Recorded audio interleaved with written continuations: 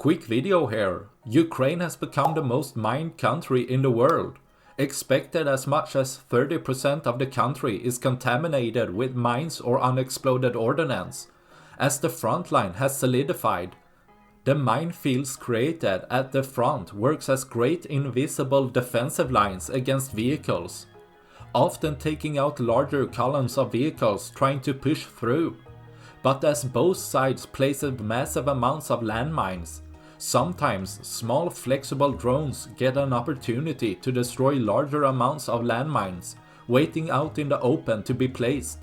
Here a Ukrainian drone got the opportunity to take out 100 or so mines with a massive explosion as a result, decreasing the number of mines with a fraction while possibly weakening the defensive line of a smaller section of the front line.